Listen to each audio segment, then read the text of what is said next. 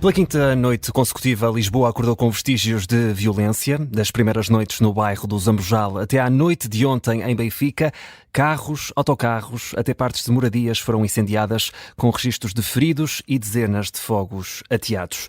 Um rasto de violência que ainda não tínhamos visto no país e que teve como rastilho a morte de Odair Muniz na madrugada de segunda-feira no bairro da Cova da Moura, na Amadora. Os protestos violentos sucederam-se com gritos de revolta dos moradores que criticam os excessos das forças de segurança nestes bairros.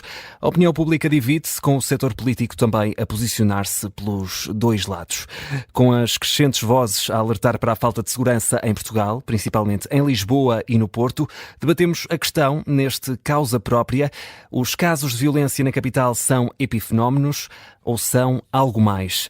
Para responder, junta-se a nós Sandra Lima Coelho, professora de Sociologia na Universidade Católica do Porto e com experiência em projetos sociais, e José Manuel Andes, é criminologista e antigo presidente do Observatório de Segurança e Criminalidade Organizada e Terrorismo. Na moderação, como sempre, o jornalista André Maia. Bem-vindos, sendo que tenho de fazer aqui um ponto prévio e bem-vindo principalmente ao José Manuel Andes, porque neste momento não nos está a ser possível ainda ter connosco a Sandra Lima Coelho. Estamos a tentar, obviamente, juntá-la à conversa para termos este debate que estava combinado. A Sandra Lima Coelho e também o José Manuel Andes. Por enquanto só temos connosco o José Manuel Andes, mas obviamente estamos ainda a tentar juntar à conversa a socióloga Sandra Lima Coelho. José Manuel Andes, portanto, começo por si. Bem-vindo, obrigado por ter aceitado o nosso convite.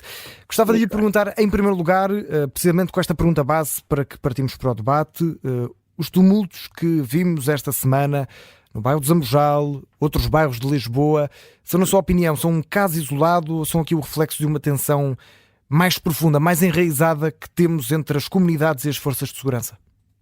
Bom, é preciso ter a noção de que quem anda a incendiar as viaturas, os autocarros, etc., e o equipamento público, não são as populações. As populações podem estar indignadas e certamente que estão, mas não são elas que incendeiam estas viaturas e o espaço público. Portanto, há grupos radicais de jovens ligados a gangues juvenis, que temos de facto esse aviso que foi feito pelo relatório anual de segurança interna, o RASI, que já chamava a atenção para o aumento da criminalidade juvenil, sobretudo através de gangues de jovens. E isso são esses que estão a fazer. Pode haver alguma solidariedade entre os habitantes e esses grupos, mas quem faz os desacatos são esses grupos de jovens radicais. Mas tem informações disso, José Manuel Andes, de que são, por trás destes atos, principalmente estão estes grupos mais organizados, estes gangues? Exatamente, claramente. É evidente que depois pode haver algum tipo de associação com estes grupos de alguns elementos anarquistas, por exemplo. Isso pode acontecer, já tem acontecido anteriormente, lembro-me em Setúbal, no bairro da Bela Vista, aqui há uns anos atrás, mas basicamente são grupos de crime organizado que se dedicam a diversos tráficos de droga, etc. E, portanto, vamos separar quem está a fazer estes desacatos são esses grupos. As populações, por mais indignadas que estejam, estão quietinhas e tranquilas. E nesse sentido, José Manuel Andes, respondendo à questão que lhe fiz inicialmente, considera que isto são casos isolados, portanto, ou estamos aqui ou podemos estar aqui perante o início de algo mais, ou seja, de algo que pode ser mais constante, mais regular? Pois, em princípio, eu até me espanta que já esta noite tenha havido um incêndio de 16 viaturas em Benfica. Pensava que a coisa ia diminuindo graças à ação policial. Temos a informação de que terão sido completamente destruídas menos do que essas 16. Terão sido danos em 3 carros e 4 motas que foram destruídas totalmente, mas incêndios que já alastraram, por exemplo, edifícios, 2 lojas com danos, sim. Bom, e a verdade é esta, é que, de facto, a polícia não pode estar, de facto, em todas as freguesias e em todas as ruas das freguesias. É impossível. Tem que haver um alarme rápido para que elas, com as brigadas de intervenção rápida, possam chegar e tentar deter esses elementos que fizeram esses distúrbios. Ora, eu penso que, em princípio, isto não vai durar muito. Lembro-me do caso de Paris, com as crises dos arredores e banlieue, foi que normalmente era sempre no fim do ano. Depois alastrou para outras alturas do ano, mas mesmo assim há alguma contenção. Agora, aqui eu penso que, correndo esse risco, de facto, de a situação se prolongar por mais alguns dias, mas isto não vai, enfim, se durar eternamente. É fundamental, lembro-me disto, que eu tive uma experiência no serviço militar, fui colocado na 5ª reparação da ação psicossocial do Quartel-General de Angola. E a nossa estratégia era sempre conquistar as populações para isolar as populações do grupo radical. Ora bem, quem é que está a fazer isso muito bem em Portugal? Lamento dizer, mas é o Dr. Isaltino Moraes, Presidente da Câmara de Oeiras.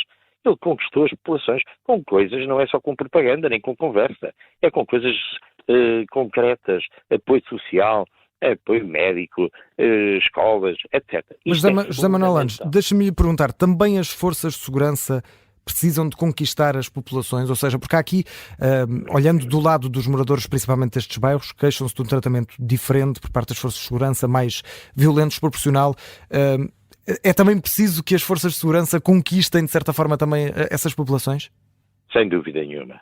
Nós tivemos essa experiência militar nas colónias, mas as forças de segurança têm a obrigação e têm capacidade para fazer isso. O que acontece é que, quando se chega a um ponto de parada e resposta em que há um aumento de tensão de parte a parte, é muito difícil. Tem que ser quebrada esta situação de um certo ping-pong de violência, nem que seja verbal, de parte a parte, que é para podermos incitar realmente um conjunto de ações para a conquista das populações. Enquanto isso não acontece, temos as associações de moradores. Isso é fundamental. Essas é que estão ali no terreno e é com elas que tem que se falar e tem que se dar coisas concretas para que se quebre esse círculo de desconfiança e de receio. Portanto, esse é o caminho, não há outro caminho, estou completamente de acordo. Para quem nos está a ouvir e chegou agora à Rádio Observador, estamos no Causa Própria, programa de debate, hoje num modo um pouco diferente, porque como disse no início, tivemos aqui um imprevisto, a Sandra Lima Coelho estaria connosco, infelizmente teve um imprevisto, não vai poder estar presente, mas continuamos a conversa consigo, José Manuel Landes, vamos continuar a olhar aqui para estes vários temas. Há pouco mencionou aqui um relatório que é extremamente importante e vamos a ele. O anterior governo criou a Comissão de Análise Integrada de Delinquência Juvenil, de Criminalidade Violenta, tem deixado alguns números nos últimos anos, os últimos números estão presentes no RACI, no Relatório Anual da Segurança Interna, e dizem-nos que em 2023 foram registadas pelas Forças de Segurança 1840 ocorrências de delinquência juvenil. Estamos a falar aqui um aumento de 8,2%, ou seja, mais de 8% face a 2022. A minha pergunta é, estamos a fazer o suficiente para proteger os jovens destes comportamentos violentos, principalmente nestes bairros? Bom, é evidente que há razões sociais claras que estão na origem destes comportamentos desviantes. É um facto. Mas, enquanto as situações e as questões sociais não se resolvem, a polícia tem que exercer a sua autoridade. Isso é que não é a mais pequena dúvida. É absolutamente inadmissível a violência urbana, a destruição de equipamento público e viaturas diversas, desde os autocarros até às motorizadas, passando pelos automóveis. Isso não pode continuar. Agora, de facto, o problema de fundo é um problema social, cultural também, não é? E isso aí é uma questão que realmente me preocupa. Eu já tenho alguma idade e esta situação realmente é alarmante, porque, de facto, a raiz é social e cultural, de acordo. Mas até lá nós temos que resolver o problema. E é um problema de segurança para a defesa das populações, incluindo aquelas que vivem nesses bairros. Quer dizer, essa é uma questão fundamental, porque não somos nós contra os outros. As populações são vítimas de condições difíceis, de trabalho, de vida, mas também têm que ser defendidas. E têm sido defendidas, na sua opinião? Têm, porque, repare, por exemplo, agora esta questão dos autocarros incendiados. Em determinado bairro, creio que foi no Zambojal, puseram a paragem de autocarros junto à esquadra da polícia, porque as outras havia o risco de serem incendiadas. Ora bem, isto é uma limitação que vai prejudicar, enfim, a vida das populações. E essa gente trabalha. Essa gente levanta cedo, trabalha, tem dificuldades, tem uma vida difícil. E, portanto, há que fazer tudo, mas tudo para as proteger e dar-lhes, enfim, aquilo que Oeiras está a dar, que Oeiras tem estado a dar ao longo dos anos, não é agora, é ao longo de muitos anos. Enfim, isso é o caminho, não há outro. José Manuel Landes, para terminar a nossa conversa, gostava de lhe perguntar, hoje temos duas manifestações relativas a estes casos de violência, ligadas principalmente à morte de Odair Muniz.